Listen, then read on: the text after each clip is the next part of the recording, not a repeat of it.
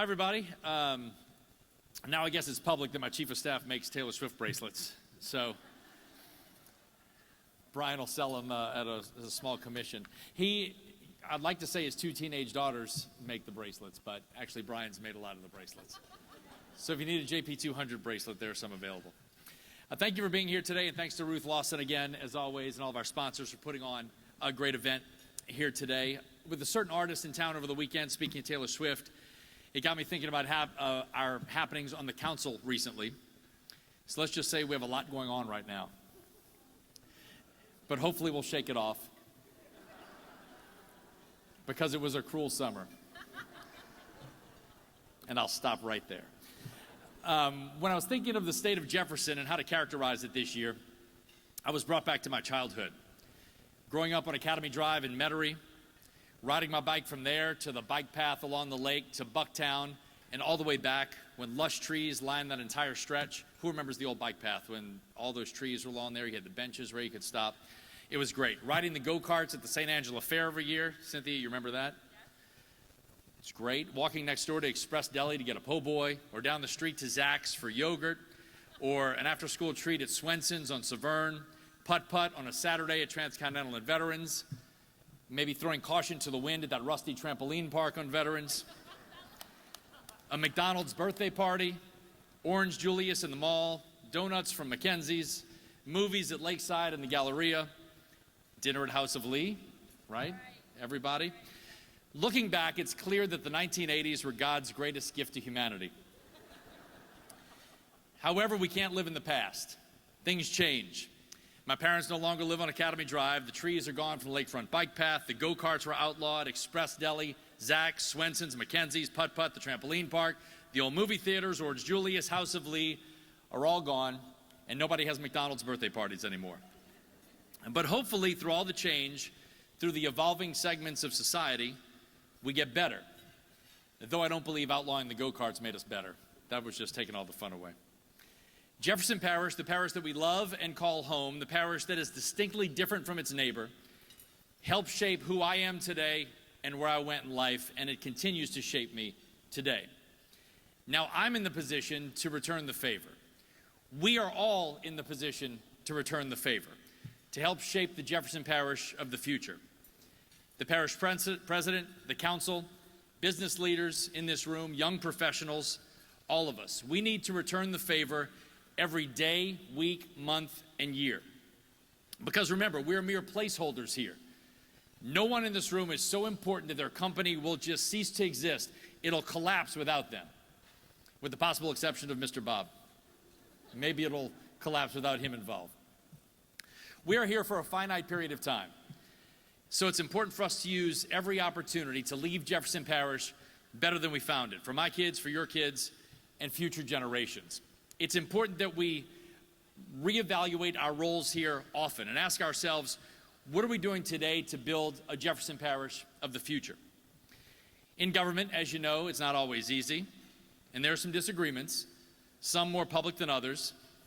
Some might say this is our disagreement era. It's the last Taylor Swift joke. But at the end of the day, this council and this administration are building for the future. Most notably, some of which you heard moments ago, more than $2 billion in sewer and water infrastructure improvements over the next 2 decades. Our 1,800 miles of subsurface pipes were installed in the 50s and 60s, so some parts are so old there are no more replacements available. We'll also see a new East Bank water treatment plant, parish-wide water meter replacement with the new automated meters, and the rehabilitation of all 11 water towers in our parish. The parish president took up the Water and Sewer Initiative a couple of years ago, and the council voted to raise fees to support it because it had to be done. That can couldn't be kicked down the road any longer. And our hundreds of water line breaks across the parish every week are direct evidence of that. Our drainage, as we've seen more times than we can count, has to be our priority now more than ever. Our infrastructure is obviously old, so maintenance on 340 miles of drainage canals, ditches, cross drains, culverts, and levee systems, and more than 1,400 miles of street subsurface drainage systems takes on added importance as each year goes by. We also operate and maintain 72 pump stations. 2 more new pump stations are on the way along the 17th Street Canal. Plans are in the works for another needed pump station in Kenner. Our drainage master plan is being updated. One of our greatest responsibilities is to make sure our citizens' property is protected, and we're doing everything possible to ensure peace of mind. Outside of critical infrastructure, millions of dollars have been dedicated to early care and education, millions more to renovate the Shrine on Airline and the building we're in right now. The new sports complex will be ready to host tournaments soon here in Westwego. Additional early voting locations in Jefferson Parish, something we spearheaded 2 years ago, have helped the parish hit record early voting levels during this election. The last day of early voting is today, by the way. It ends at 6 o'clock. Clearly, much is being done today, but much more still has to be done. I believe this parish is built very well for the past, but I'm not sure right now we're built very well for the long term, for our future, despite all the progress that I've mentioned. The council is about to vote on the first budget that has crossed $1 billion, and 85% of that budget is dedicated. So some tough decisions will have to be made in the coming years because we're not the same parish we once were. Recreation Reimagined is a great example of that. Like the Oster building that replaced the putt-putt on veterans, we have changed. But there haven't been a lot of changes in how we spend money in this parish. And we believe we can find some solutions through millage rededication, solutions that really fit a Jefferson Parish of the future as we look decades down the road. Our youngest learners need more help in the early care and education space. Our seniors need more help, and there are plenty of needs in between. Soon the council will select an outside firm to look into our millages, and hopefully we can have something in front of voters in 2025. As you heard, we will soon celebrate Jefferson Parish's 200th birthday.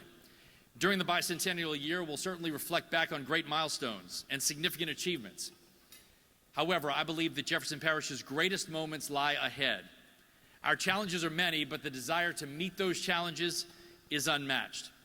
After 2 terms with this parish president and so many unique situations that no one could have ever possibly imagined, I know we'll be in a better spot than we were 8 years ago. Jefferson Parish remains an example to other parishes across the state. Our Jefferson delegation and the relationship they have with us is unmatched across this state. Our Tuesday luncheons that we have during the session give us an opportunity to collaborate with them, let them know what's on our mind. They let us know what's on their minds.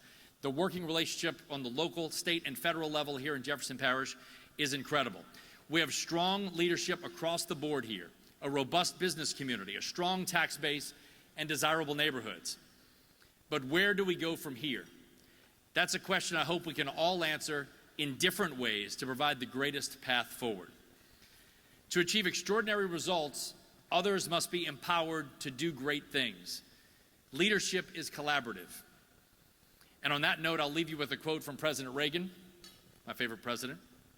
The greatest leader is not necessarily the one who does the greatest things. He is the one who gets the people to do the greatest things.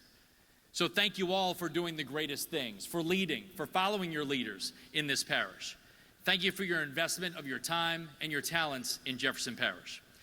We're writing tomorrow's story today in our great parish. So let's make sure it's one that future generations can be proud of. Thank you.